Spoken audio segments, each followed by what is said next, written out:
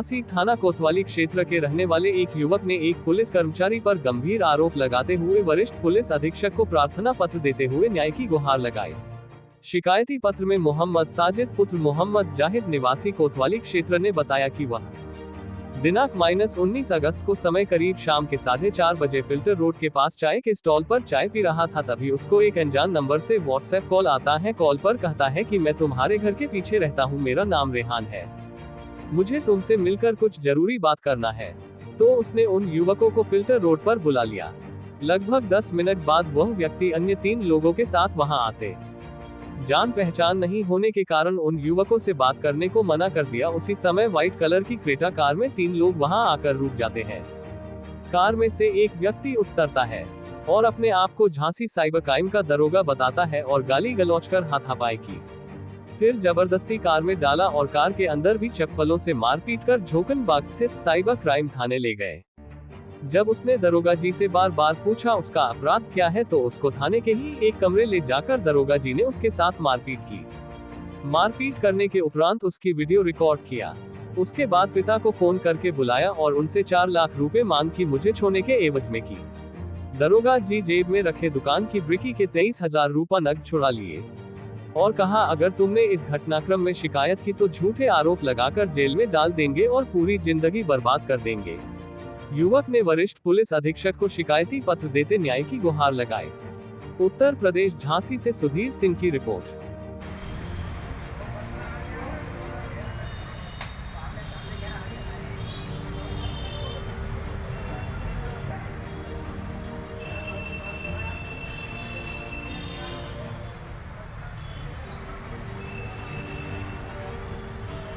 भैया क्या नाम है आपका और क्या समस्या हुई है आपके साथ?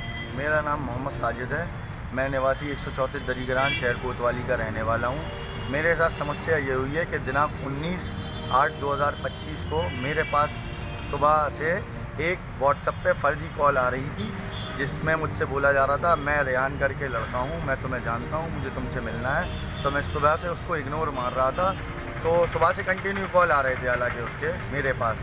तो फिर मैंने 4:30 बजे के समथिंग उसका कॉल उठा के मैंने उससे बोला कि यहाँ पे हूँ मैं। तो बोलने लगा ठीक है। जब वो मेरे पास आया तो मैंने उसको देखते ही साथ उसे पहचानने से इनकार कर दिया, मैं तुम्हें नहीं जानता। तो वो बोलने लगा, भाई मैं तुम्हें जानता हूँ, मुझे तुमसे कुछ बात करनी है। तो मैंने कहा मैं तुम्हें नहीं जानता हूँ, मुझे तुमसे कोई बात नहीं करनी है। इतने में ही एक क्रेटा वाइट कलर की आती है, उसमें से एक निकलते हैं सिविल ड्रेस में, जिनका नाम है सुमित अग्रवाल जी। तो वो मेरे पास आते हैं और मुझसे पूछते हैं सादा वर्दी में। तो मुझसे पूछते हैं कि तुम साजिद शेख मोहम्मद साजिद हो? मैंने कहा जी सर। तो बोलने लगे, मैं साइबर सेल से आया हूँ, तुम्हारे खिलाफ़ एक जांच आई है। तो मैंने उनसे पूछा, तुम मेरे साथ साइबर चलो। तो मैंने उन लोगों से पूछा कि क्या जांच आई है, क्यों चलूँ मैं साइबर सेल। तो मैंने ज़बरदस्ती करने लगे, तो मैंने उनका विरोध किया। तो उन्होंने वहीं पर मुझे मार के मेरे बाल पकड़ के मुझे गाड़ी में बिठाला, प्लस गाड़ी में बिठालने के साथ मुझे गालियां दे के गाड़ी में भी मारा चप्पलों से, गंदी गंदी गालियां दी। उसके बाद मुझे साइबर थाना ले जाके मुझे एक महिला कंप्यूटर रूम में ले जाके रखा। मेरे बार बार पूछने पर कि मेरा अपराध क्या है, तो उन्होंने मुझे मारा और प्लस में वहाँ पे भी मारा, प्लस में ये बताया कि तुम्हारे खिलाफ़ क्या कहते हैं, गृह मंत्रालय से STR जाँच आई हुई है। फिर उसके बाद उन्होंने मेरी एक वीडियो बनाई, जिसमें उन्होंने मुझसे बुलवाया कि ये तुम जो लंगड़ा रहे हो, जो तुम्हें चोटें आई हैं, ये कैसे आई हैं। तो मैं बोल नहीं रहा था, तो मुझे धमका के ये बुलवाया गया कि ये तुम भागते हुए गिरे हो, तुम्हें ये बोलना पड़ेगा वीडियो में, भागते हुए गिरे हो तो तुम्हें ये चोटें आई हुई हैं। फिर उसके बाद मेरे पिताजी को बुलाया उन्होंने और मुझसे मेरे पिताजी से 4 लाख की मांग की है। तो उस बेस पे मेरे पिताजी ने बोला कि अगर मेरा बेटा अपराधी है तो आप उसे जेल कर दो, अपराधी है तो जेल कर दो। फिर मेरे पिताजी ये कह के चले गए। फिर 8:30 बजे से 8:30 के समथिंग पिताजी के पास फ़ोन आता है। तो पिताजी आते हैं तो एक लड़का है रोहित वाल्मीकि, जो इनके साथ मौजूदा जगह पे स्थित था, वो बोलने लगा कि साहब बहुत खतरनाक हैं, आप देख लो, आपके लड़के का भविष्य बच जाएगा, नहीं तो वो जेल जाने से उसे कोई नहीं बचा पाएगा।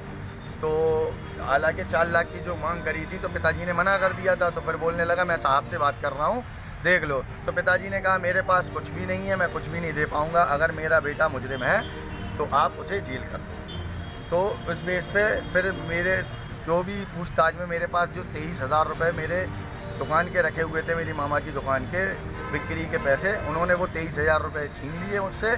और मुझे जाते समय उनने बोला है कि इसकी शिकायत कहीं भी कुछ भी की है तो तुम्हें झूठे आरोप में मैं फंसा दूंगा और तुम्हारी ज़िंदगी बर्बाद कर दूंगा। ये तो आपने कहीं प्रशासन से अपनी कोई गुहार लगाई है क्या? जी सर, मैंने अपनी प्रशासन से गुहार लगाई है। CO सिटी सदर के यहाँ मैंने अपनी गुहार लगाई है। जी सर। किस तारीख को लगाई थी आप? 21/8/2025 जनाब को लगाई। तो अभी क्या आश्वासन मिला था आपको और क्या कार्रवाई हुई है? सर अभी तो आश्वासन ये दिया गया था कि इसकी कार्रवाई हो रही है और जो भी इसकी कार्रवाई होगी आपको इन्फॉर्म किया जाएगा। तो अभी तक मेरे पास कोई इन्फॉर्मेशन नहीं है, तो आज मैं इसीलिए ये ज्ञापन लेके कप्तान साहब के यहाँ आया। तो क्या कप्तान साहब से मुलाकात हुई क्या आपकी? कप्तान साहब आज मिले नहीं हैं, तो जो ज्ञापन था वो अंदर उसमें शिकायत रूम में ले लिया गया है। अभी तो आप प्रशासन से क्या मदद चाहते हो और क्या न्याय चाहते हैं? मैं प्रशासन से ये मदद चाहता हूँ कि इसकी पूर्ण रूप से जांच की जाए और मुझे न्याय दिया जाए और जो भी मेरे पैसे ऐसे लिए गए हैं उसकी वो करी जाए।